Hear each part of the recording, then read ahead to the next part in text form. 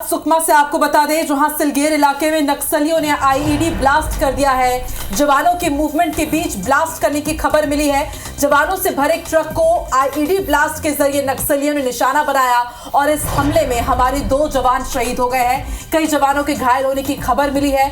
शहीद जवानों का नाम भी सामने आ चुका है। विष्णु आर और शैलेंद्र इनका नाम बताया जा रहा है। IBC 24 इनकी शहादत को सलाम करता है और देखिए, लगातार हर एक अपडेट हम आप तक पहुंचा रहे हैं और बाकायदा मैप के जरिए हम आपको बता रहे हैं कि कहां पर ये ब्लास्ट किया गया। जवानों को नुकसान पहुंचाने के लिए ये आईईडी प्लान किया हुआ था नक्सलियों ने, क्योंकि ये वही इलाका है जहां बीते दिनों टेकलगुड़ा के इलाके में एक बड़ी सफलता मिली थी सुरक्षा बलों को। कई नक्सलियों को मार गिराया गया था और अब देखिए नक्सलियों की बौखलाहट सामने आई है। उन्होंने सुरक्षा बलों को निशाना बनाने के लिए आईईडी प्लान किया, जिसमें हमारे 2 जवान शहीद हो गए हैं। कई जवान घायल भी हुए हैं। ट्रक से ये जवान जा रहे थे। कुछ इनपुट्स मिले थे कि यहां पर नक्सलियों की मूवमेंट है। उसके बाद जब यहां पर जवान पहुंचे तो उनके एक ट्रक को निशाना बनाया आईईडी ब्लास्ट के जरिए। शहीद जवानों के नाम विष्णु आर और शैलेंद्र है और अब इसकी आधिकारिक पुष्टि भी हो गई है।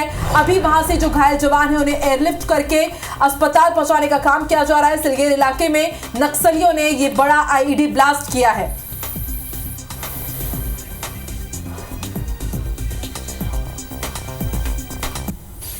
और चलिए सीधे रुक कर लेते हैं, हमारे संवाददाता संतोष इस वक्त लाइव जुड़ चुके हैं। संतोष, क्या अपडेट है आपके पास? कितने जवान घायल हैं? क्या कुछ नक्सलियों के भी घायल होने या फिर उनके भी मरने की खबर है अभी तक, और क्या आधिकारिक पुष्टि हुई है?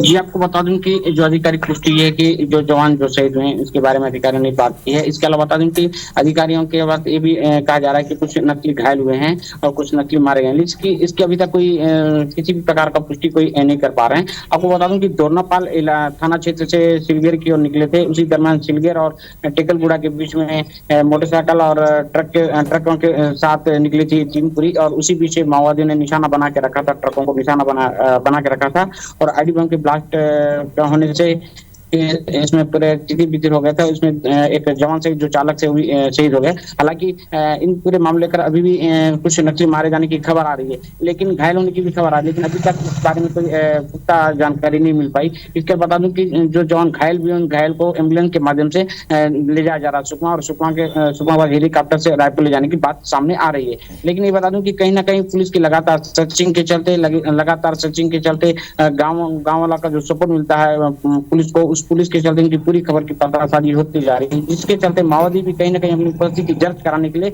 अपनी उपस्थिति दर्ज कराते हुए घटना को अंजाम दिया, ताकि कहीं ना कहीं अपनी उपस्थिति दर्ज रहे। ग्रामीणों में इनका भय बना रहे नक्सलियों का। इस प्रकार से नक्सली कहीं ना कहीं किसी प्रकार की घटना करते रहते हैं। आपको बता दूं कि दोरनापाल थाना क्षेत्र से जो सिलगेर को निकले थे, इसके पहले भी सिलगेर को पूरा नक्सलियों का गढ़ माना जाता था, लेकिन वहाँ पे लगातार सर्चिंग के चलते, पुलिस का कैंप बनने की वजह से कहीं ना कहीं लोगों का आवाजाही चल रहा है और वहाँ पे रोजमर्रा के सामान मिल रहे हैं वहाँ के ग्रामीणों को। लेकिन अपनी कहीं ना कहीं उपस्थिति दर्ज कराने के लिए नक्सली कोई ना कोई घटना को अंजाम देते जाते हैं। इसी घटना को अंजाम दिनों में आपने देखा है कि नक्सल मोर्चे पर सुरक्षा बलों को बड़ी सफलता मिली है। कई नक्सलियों को गिरफ्तार किया गया है, कई नक्सलियों को मार गिराया गया। आप बने रहिए हमारे साथ। ASP की भी प्रतिक्रिया हमारे सामने आ चुकी है। वो क्या कह रहे हैं इस पूरे मामले में, वो अपने दर्शकों को सुनवाते हैं।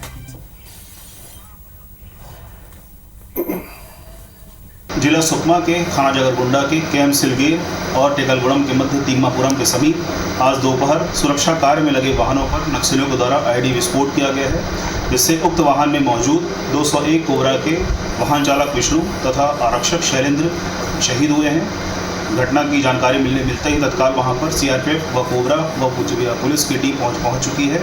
सभी दोनों ही शहीद जवानों के शव सुरक्षित वहां से निकाले गए हैं तथा मौके पर सर्चिंग जारी है।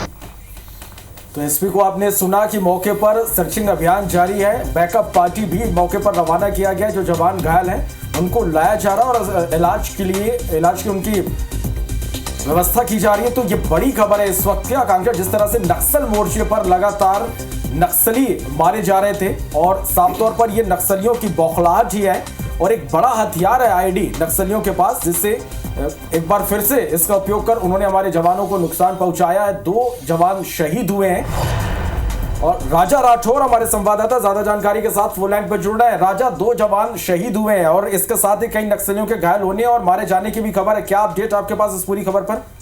देखिए, अब तक जो जानकारी है जिसकी पुष्टि हो चुकी है उसमें 2 सीआरपीएफ की जो कोबरा बटालियन है, तो कोबरा की 201 बटालियन के 2 जवान शहीद हो चुके हैं। साथ ही आपको मैं बता दूं, ये जो 2 जवान हैं ये ड्राइवर और को ड्राइवर है दोनों। उस गाड़ी में 2 लोग ही सवार थे जिस ट्रक को नक्सलियों ने निशाना बनाया, और किसी भी तरीके से कोई भी जवान और अन्य जवान घायल नहीं है। पूरे इलाके में सुरक्षा बलों के जो जवान हैं वो मुस्तैद हैं और लगातार उस इलाके में सर्चिंग कर रहे हैं। आखिर नक्सली उस इलाके में है तो उन्हें किसी भी तरीके से मार गिराने या धरपकड़ करने का प्रयास जारी है। जी राजा, जैसे कि आपने बताया कि सुरक्षा कार्य में गाड़ी लगी हुई थी, तो सिर्फ 2 ही लोग इस गाड़ी में सवार थे, इसके अलावा कोई भी जवान घायल नहीं है, ये पुष्टि हो गई है? देखिए, क्योंकि उस इलाके में जवानों के हाल फिलहाल में कैंप खोले गए हैं, कई सारे कैंप मौजूद हैं, लिहाजा जवानों का मूवमेंट उस इलाके में होता रहता है। कई बार जवानों की सामग्रियां हो या एमिनेशन हो उस इलाके में पहुंचाने का कार्य किया जाता रहता है। लिहाजा इसी मूवमेंट के तहत कोबरा की 201 बटालियन की ये गाड़ी जिसमें 2 जवान ड्राइवर और को ड्राइवर सवार थे, उसे नक्सलियों ने निशाना बनाया है, जिसमें ऐसा माना जा रहा है कि कुछ सामग्रियां उस वाहन में रही होगी, जिसे जो अंदरूनी इलाकों में नए कैंप्स खोले गए हैं उन कैंप तक पहुंचाने ये जवान निकले थे, जहां पर नक्सलियों ने रास्ते में ही ब्लास्ट कर दिया, जिसमें 2 जवान शहीद हो गए। जी चलिए राजा, आप नजर बना के रखिएगा, अपडेट आपसे लेंगे। फिलहाल के लिए शुक्रिया आपका इस पूरी जानकारी के लिए।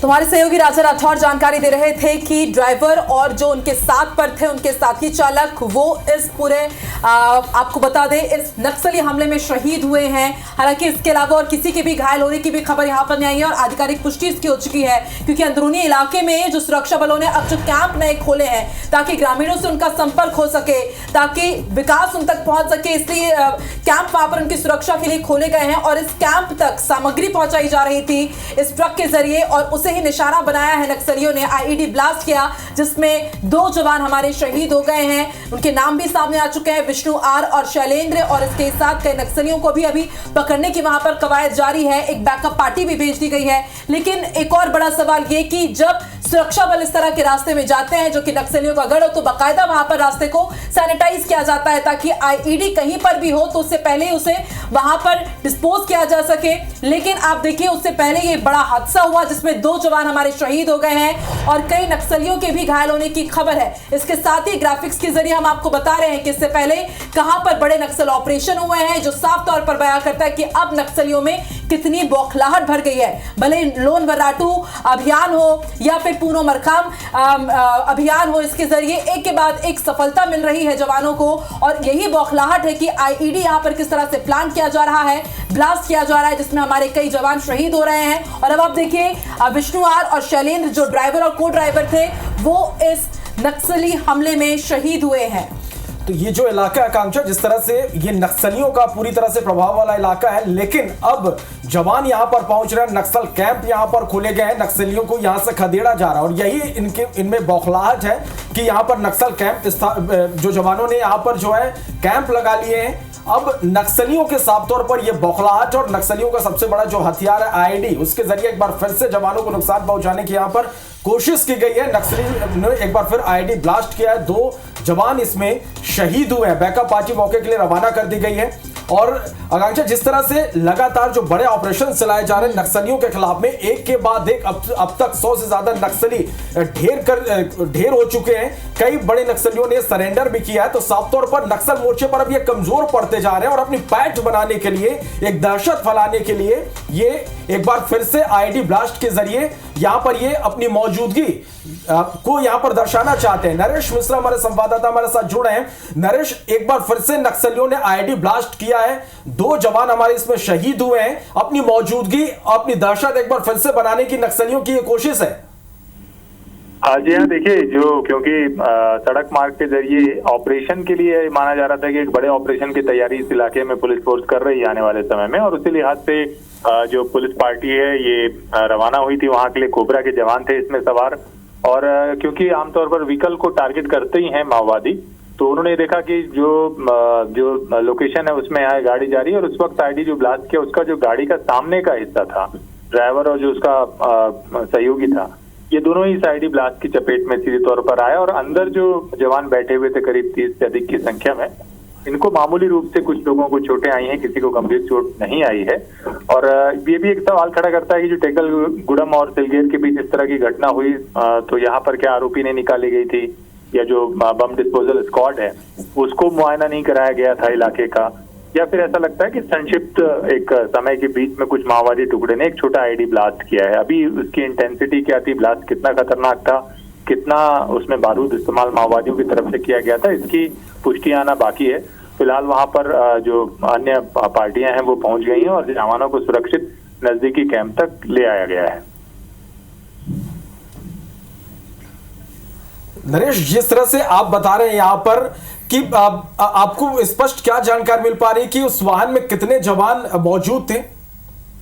ये अभी तक जो जानकारी है उसमें 30 के करीब जवानों की जानकारी मिल रही है कि 30 के करीब जवान इसमें सवार थे। उससे अधिक भी संख्या हो सकती है, पर मोटे तौर पर 30 जवानों की रवानगी की जानकारी थी और ये लोग एक बड़े ऑपरेशन की प्लानिंग के लिए ही जा रहे थे, ये जानकारी मिल रही है।